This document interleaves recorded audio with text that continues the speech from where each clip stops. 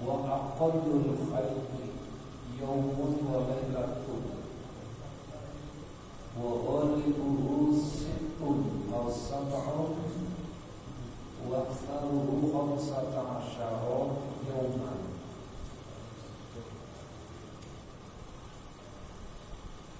Wa aqallul khairi, khair yang paling sedikit,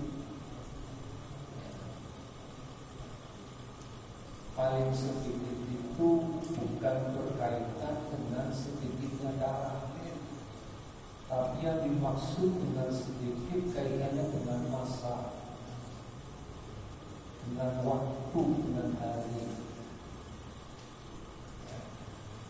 Jadi dengan kata lain, sedikit itu berarti paling pendek waktunya.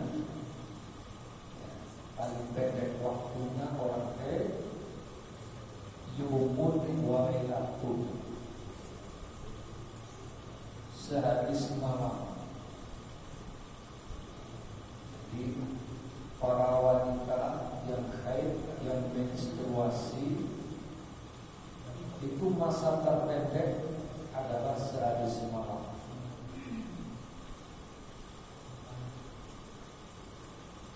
Wa hulikuhu sittun aw sab'un, umumnya rata-rata, jadi pada umumnya wanita-wanita yang haid itu 6 sampai 7 hari.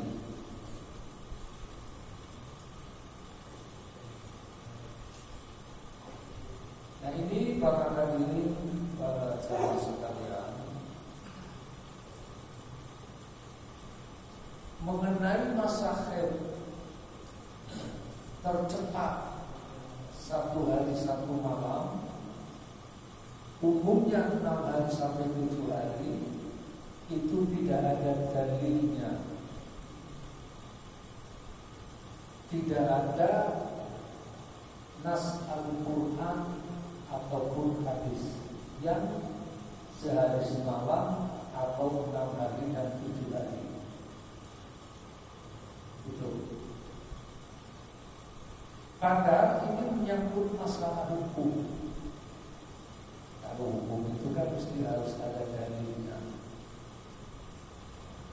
Di sini para jamaah sekalian, sehari semalam untuk jangka waktu terpendek, umumnya 6 hari sampai dengan 7 hari, itu adalah berdasarkan survei,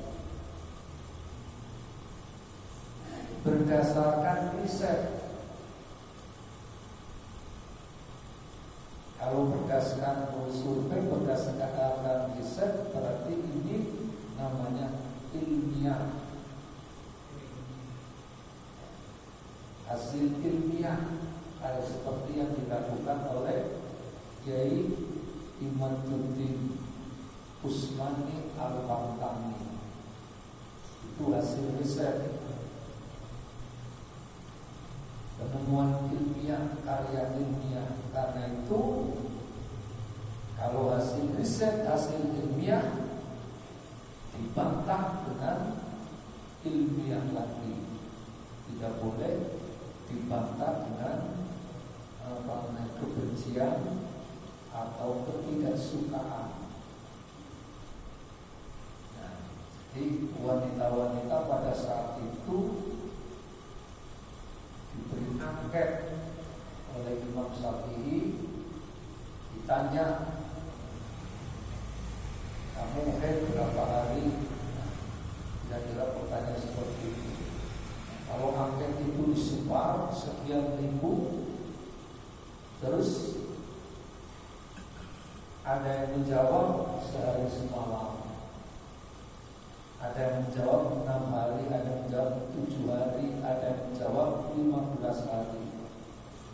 Dari ribuan angket itu, bilang mana yang paling banyak? Ternyata yang paling banyak jawabnya 6 sampai 7 hari. Nah, itulah yang kemudian dijadikan landasan. boleh dijadikan landasan sesuatu itu kalau hasil ilmiah, hasil survei, hasil riset. Nah, itu yang dua Pak ya, yang sehari semalam sama yang 6 sampai dengan 7 hari. Wa aktsaruhu khamsata asyara yawman. Sedangkan masa yang terpanjang paling lama bagi wanita yang haid itu 15 hari, atau dengan kata lain 2 minggu. Kalau sudah lewat dari 2 minggu kok masih juga keluar darahnya, maka itu namanya darah istighathah, darah penyakit. Nah, ya. Keterangannya, aqallul haidi yaumun wa lailatun. Masa haid yang paling cepat, paling sedikit, sehari semalam. Rawalika an Ali bin Abi Thalib radhiyallahu anhu, meriwayatkan yang demikian itu dari Ali bin Abi Thalib radhiyallahu anhu, wa nasosabiyu, dan itu telah ditetapkan oleh Imam Syafi'i. Imam Syafi'i ini ulama yang moderat yang pernah hidup di dua keadaan. Hidup di sebuah daerah yang bukan perkotaan, kemudian juga hidup di perkotaan. Dari dua daerah itulah menjadikan pengalaman bagi beliau untuk menentukan suatu hukum itu berbeda antara di kota dengan di desa. Sebab permasalahan yang paling kompleks itu di kota, bukan di desa. Dan fatwa-fatwanya terkenal dengan sebutan qaul qadim, qaul jadid. Qaul qadim itu artinya pendapat-pendapat Imam Syafi'i saat berada di Baghdad, Irak. Kemudian qaul jadidnya pendapat-pendapat beliau ketika beliau di Mesir. Mesir ini kan sudah punya peradaban tinggi, bahkan universitas yang pertama juga adanya di Mesir. Mesir walaupun berbeda dengan Saudi Arabia, artinya berbeda itu apanya, negaranya. Mesir itu sudah negara tersendiri. Saudi Arabia al-Mamlakatus Saudiyah, sistemnya monarki kerajaan, sementara Mesir adalah negara republik. Artinya itu dua negara yang berbeda. Tapi antara Mesir dengan Saudi Arabia bahasanya sama, yaitu bahasa Arab. Termasuk Qatar, Yaman, Suriah, itu sudah beda. Dan sekarang dijadikan negara kecil-kecil oleh Amerika. Jadi bangsa yang berbeda, tapi bahasanya sama. Berbeda dengan Indonesia. Indonesia itu bangsanya banyak, artinya suku-sukunya banyak, ya. Ada beberapa suku di Indonesia itu, tetapi dengan bahasa yang Sumpah Pemuda dikenal itu berbahasa Indonesia itu merupakan kesatuan dari berbagai kopilah-kopilah yang ada di Indonesia. Ini Mesir Balia. Akhirnya kemudian Imam Syafi'i meninggal dunia di Mesir, umurnya tidak sampai 60 tahun, 50 tahun lebih. Ya, tapi sudah luar biasa ilmunya. Ya, itu Imam Syafi'i. Muhammad Idris itu nama aslinya.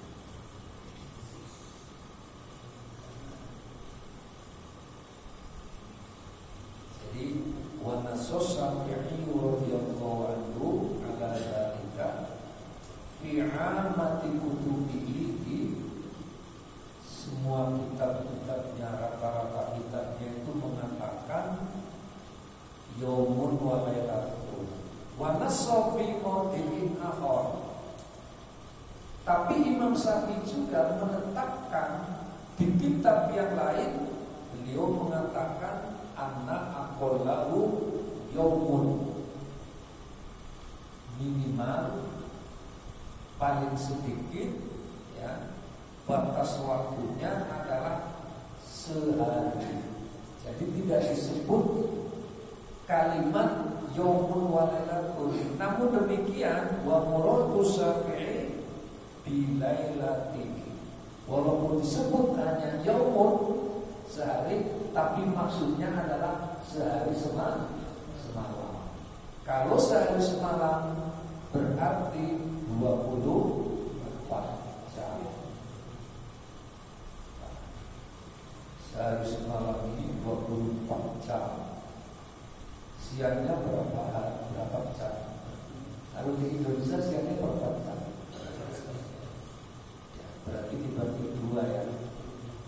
Cuma saya punya pandangan, punya pendapat bahwa sehari semalam itu 24 jam, tapi siangnya tetap 24 jam, malamnya juga 24 jam. Bukan berarti berapa? 40. Loh, kenapa seperti itu? Ya, karena walaupun dikatakan malamnya 24 jam, siangnya 24 jam, tetapi itu tidak tidak merata. Dalam pengertian merata itu seluruhnya langsung siang 24 jam, malam 24 jam, tidak seperti itu. Contoh abang saya Pak. Sekarang di sini sudah malam, matahari sudah terbenam, sudah masuk waktu maghrib. Yang sebentar lagi juga sudah akan memasuki waktu isya. Tetapi di Saudi Arabia sekarang masih siang, masih kelihatan mataharinya. Bahkan seandainya di sini jam 7 diambil 4, berarti di sana baru jam berapa? Jam 3. Masih terang benderang di sana. Ya. Bahkan saya pernah melihat itu waktu itu di Madinah, jam berderet banyak sekali itu.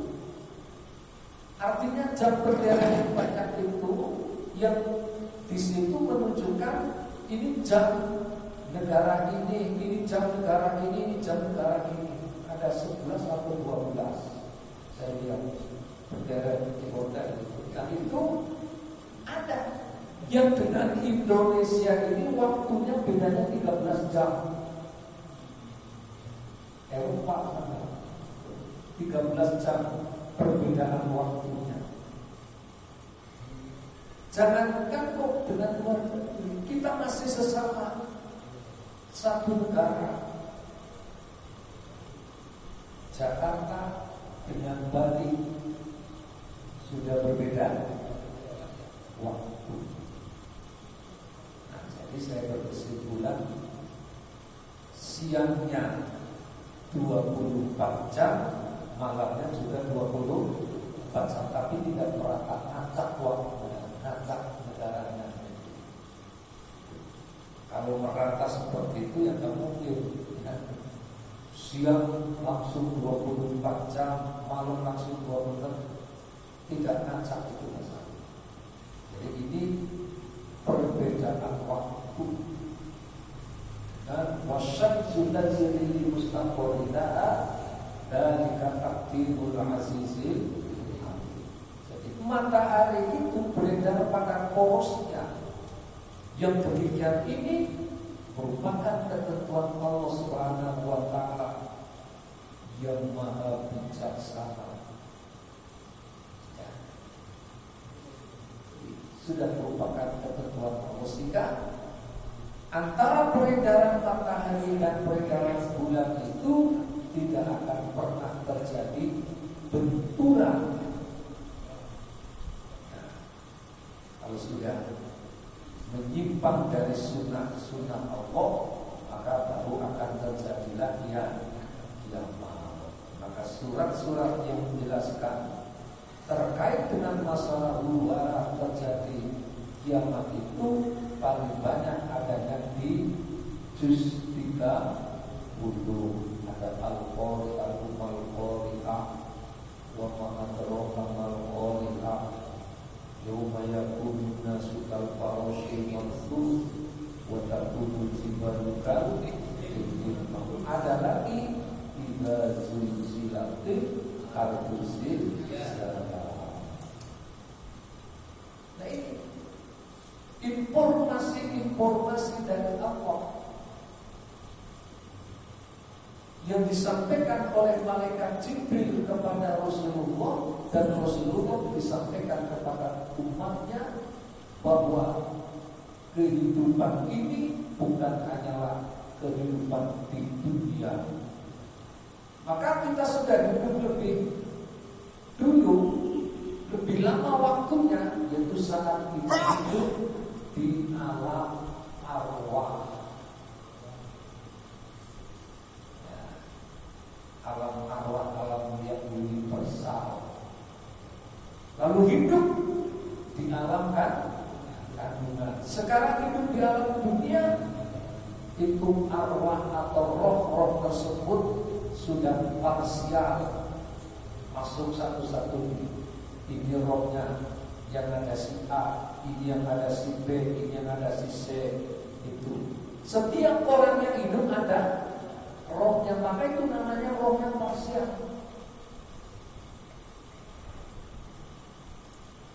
Nah, kita yang hidup seringkali mengingat kepada orang yang meninggal dunia dengan sebutan namanya haul, memperingati orang yang sudah meninggal dunia. Jadi ketika mereka sudah meninggal dunia, rohnya kembali ke satu tempat yang disebut universal, yang nanti berkumpul dengan para nabi, para rasul, rohnya di sana. Makanya di dalam kitab Nasoihul Ibad itu dijelaskan manusia itu terdiri dari 3 komponen. Sepertiga kembali kepada dirinya sendiri, sepertiga untuk binatang, dan sepertiga kembali ke Allah Subhanahu wa taala. Sepertiga yang untuk binatang yaitu jasadnya, jasad. Begitu meninggal dunia, dikubur, maka kemudian habis dimakan binatang. Yang binatang itu sebenarnya bukan keluar dari tanah, bukan. Binatang itu adalah keluar dari dirinya sendiri karena apa? Terjadinya sebuah pembusukan, akhirnya jadi binatang. Gitu. Kembali kepada diri dirinya sendiri yang sepertiga itu apa? Amal kita. Amal kita, amal perbuatan, apakah itu amal perbuatan yang baik atau amal perbuatan yang jahat? Itu akan kembali kepada diri kita. Maka kita ini punya saudara, namanya saudara kembar. Siapa saudara kembar itu? Adalah jasad halus. Jadi kalau dibahas, ternyata berbeda juga dengan komponen-komponen di dalam komputer. Komputer itu yang kelihatan itu namanya hardware, perangkat keras. Selain perangkat keras, ternyata ada perangkat lunak. Itu namanya software. Tapi komputer sudah menyatu antara hardware dan software, itu belum bisa dipakai untuk mengetik kalau belum dicolok. Harus dicolok dulu, harus ada listriknya. Maka listrik untuk manusia itu namanya roh. Begitu roh ada di dalam diri kita, maka kita bisa beraktivitas, bisa jalan, bisa ngomong, bisa makan, bisa melakukan apa saja. Tetapi begitu roh diambil oleh Allah, sudah tidak bisa apa-apa. Nah, roh itulah yang kembali ke asalnya.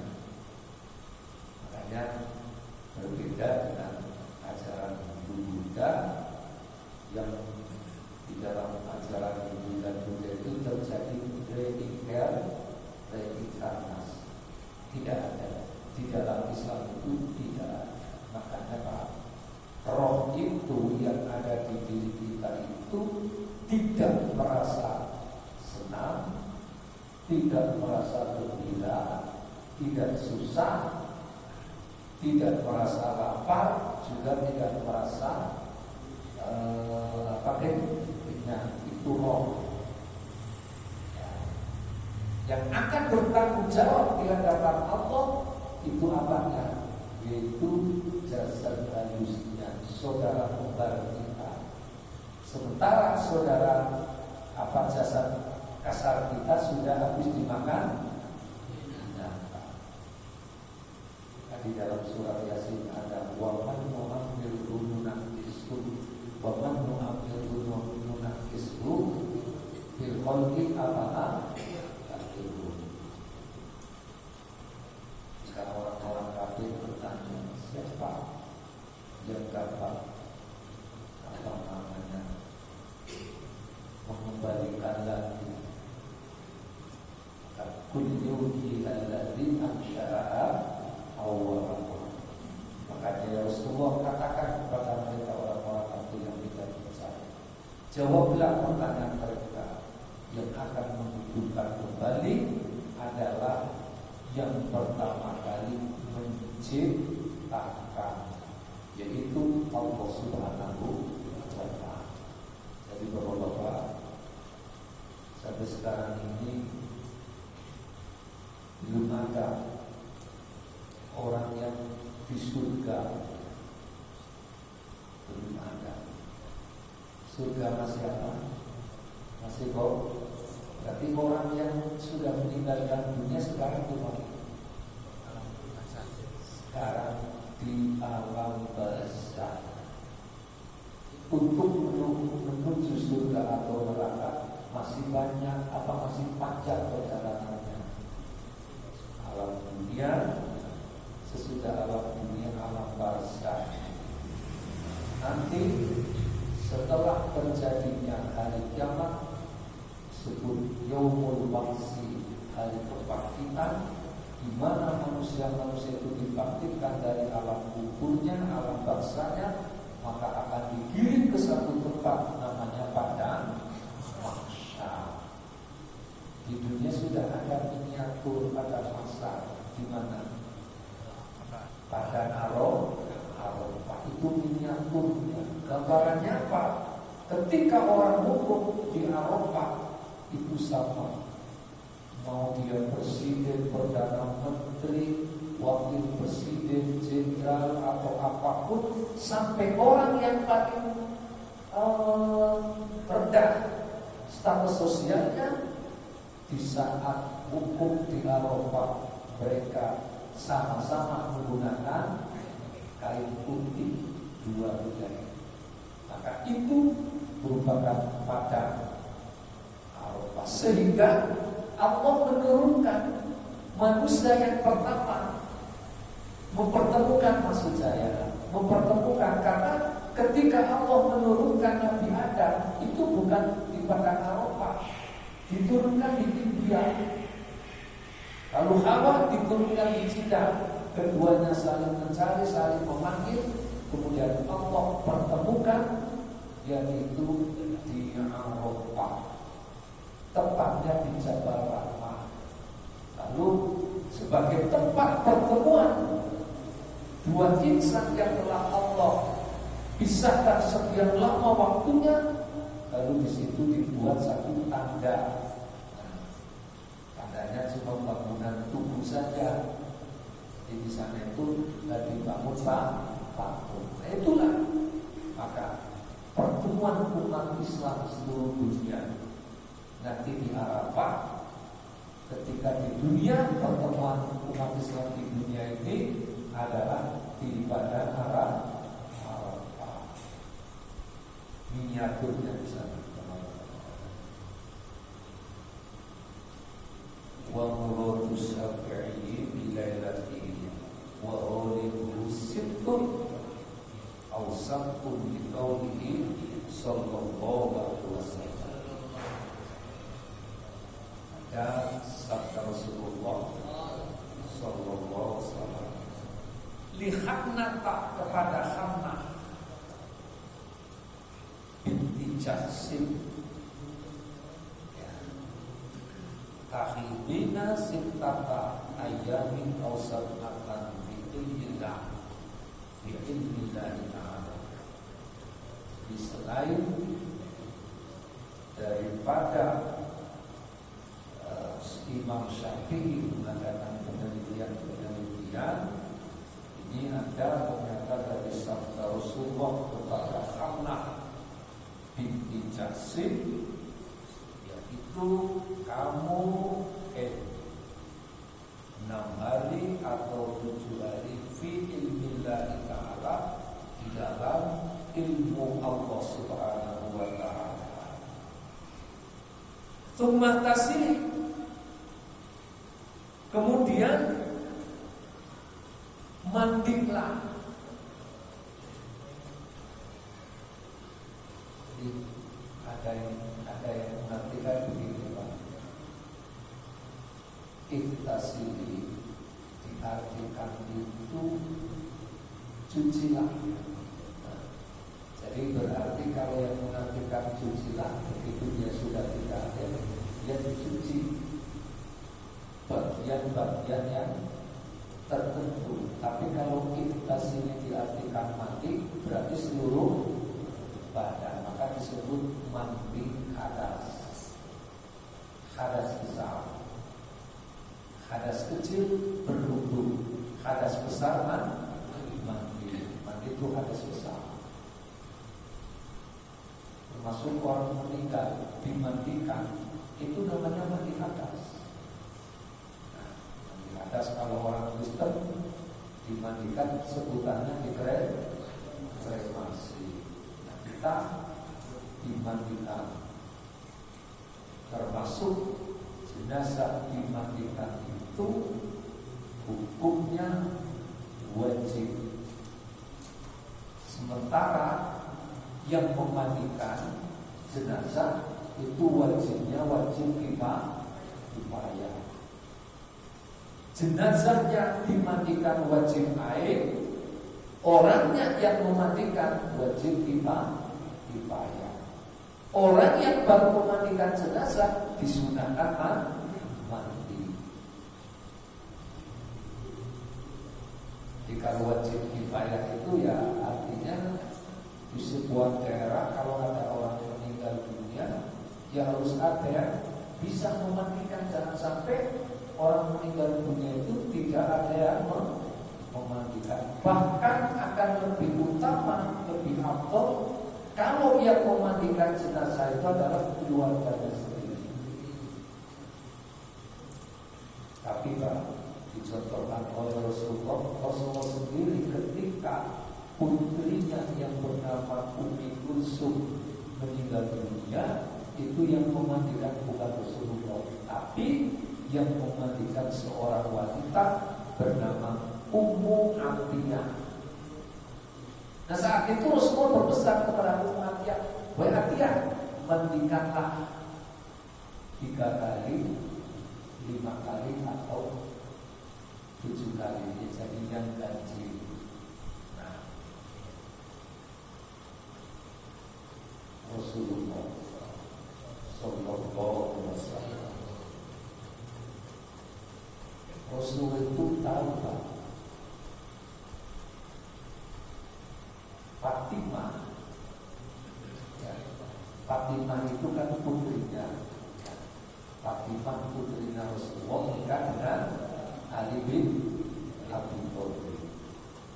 Punya anak. Fatimah itu punya anak namanya Husain. Cucu yang kedua Husain itu. Cucu yang pertama namanya Hasan Husain. Itu begitu lahir Rasulullah tahu kalau cucunya ini nanti bakalan meninggal dunia di pantai. Cerita kepada seseorang, orang itu dilarang oleh Rasulullah untuk menceritakan hal itu kepada ibundanya, yaitu Fatimah. Tidak boleh cerita kalau Husain ini nanti meninggalnya tragis. Ternyata benar Pak. Kemudian Husain ini meninggalnya itu dibunuh oleh pasukannya Yazid di Karbala. Karbala itu perbatasan antara Iran dan Irak. Setelah dibunuh, dipenggal itu kepalanya, ditusuk,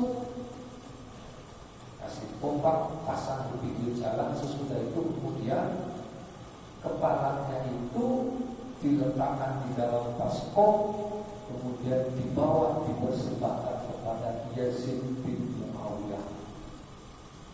Pertanyaannya, kenapa kok bisa dibunuh seperti itu? Itu adalah karena masalah politik.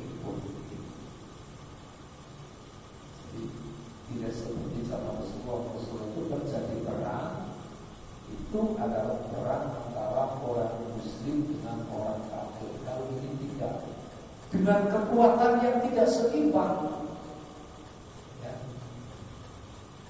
Tapi karena Rasulullah sudah tahu bahwa semua yang akan terjadi itu merupakan kodok dan takdir dari Allah Subhanahu wa Ta'ala. Sekalipun Rasulullah sedih, tetapi Rasulullah menerima karena itu merupakan ketentuan dari Allah Subhanahu wa Ta'ala.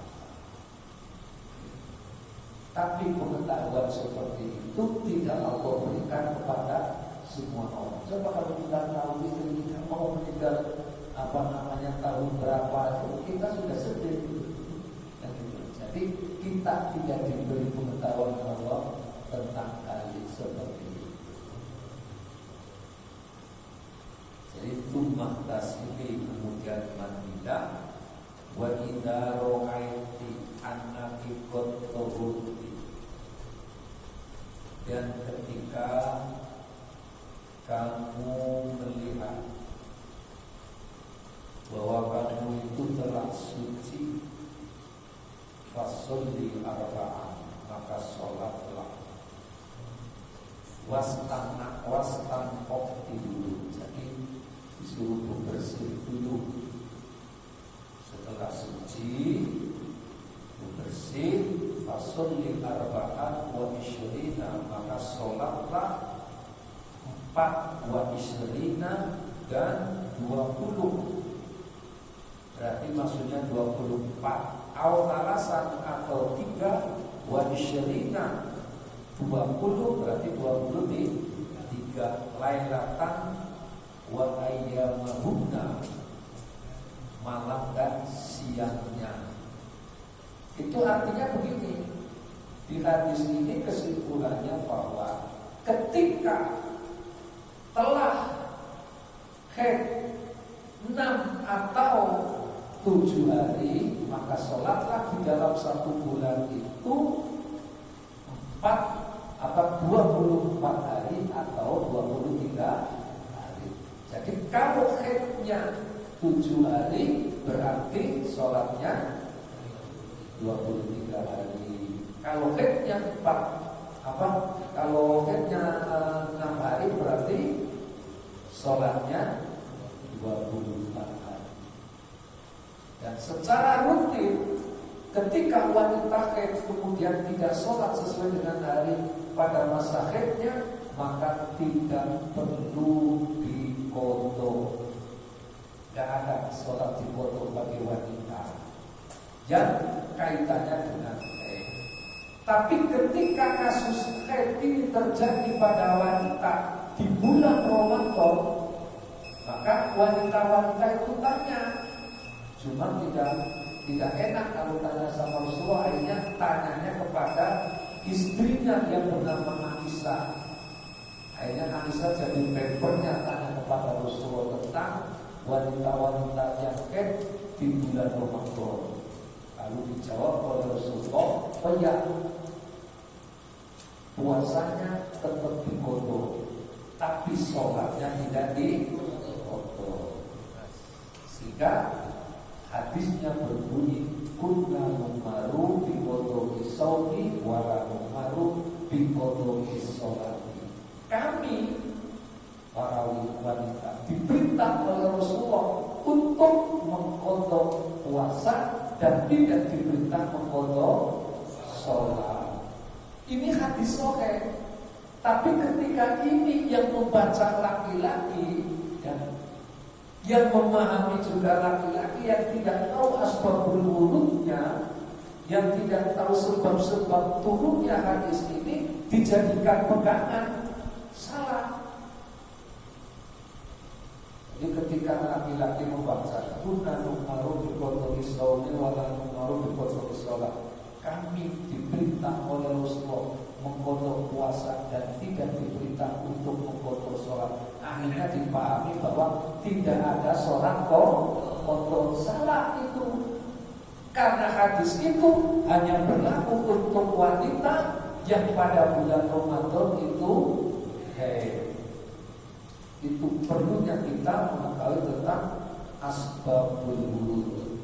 Kalau yang berkaitan dengan Al-Quran, namanya asbabun nuzul, sebab-sebab turun daripada ayat-ayat tersebut. Dulu zaman Rasulullah ada namanya Marsad Al-Ghunawi.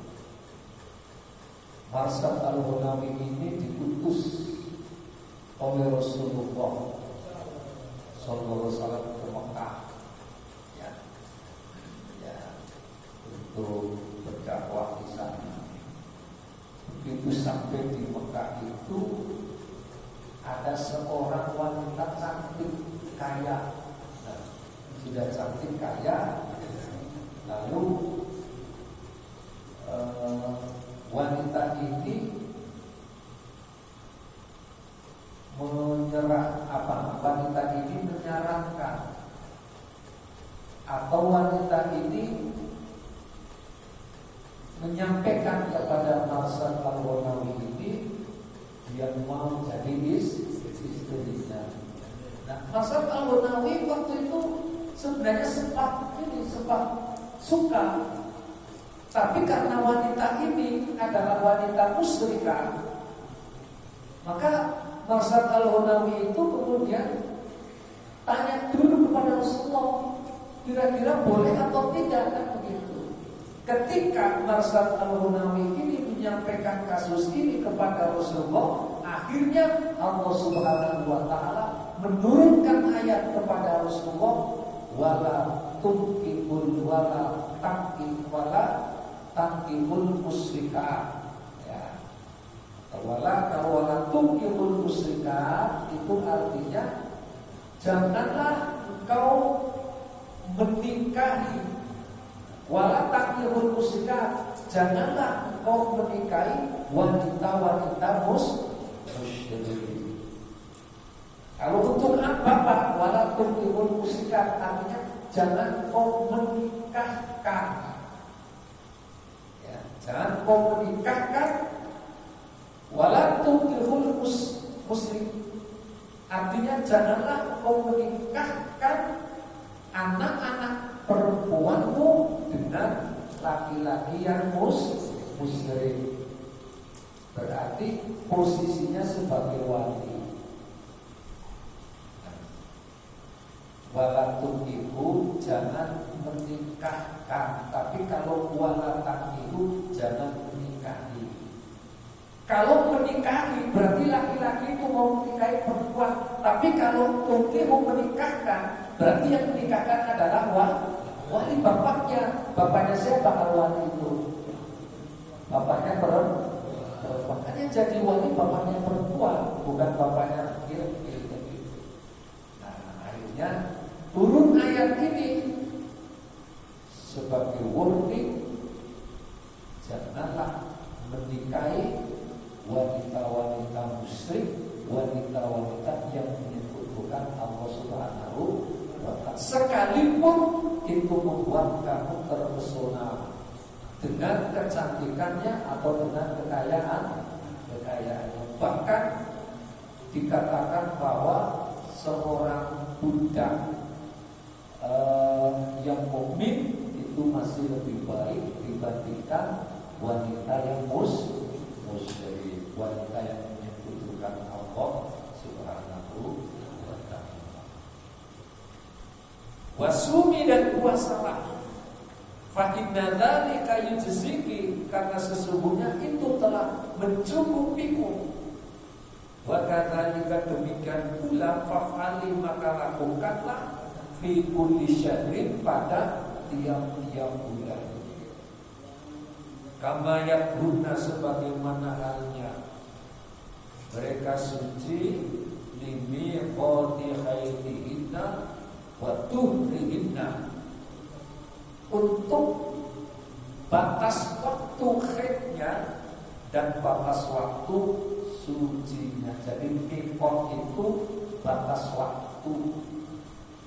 Nah, makanya kalau orang haji atau umroh kan ada mikot. Nah, di sana mikot kalau haji itu ada dua mikotnya, namanya mikot makani dan mikot zamani. Kalau mikot makani itu artinya batas yang kaitannya dengan masalah tempat.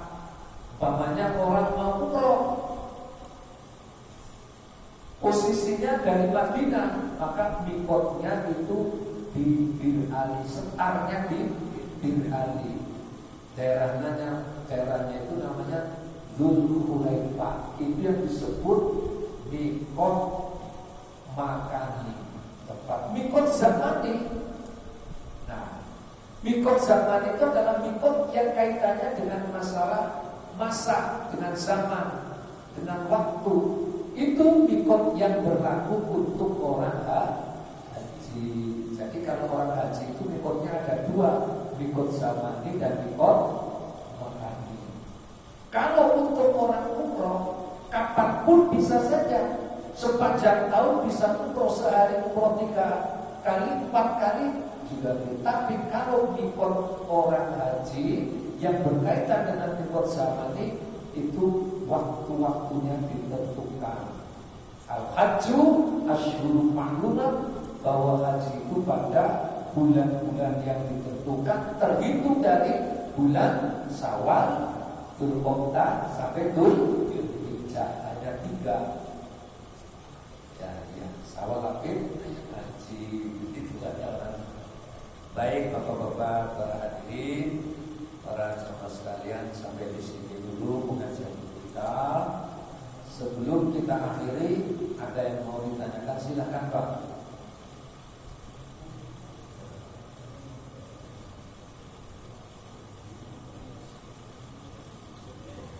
Silakan.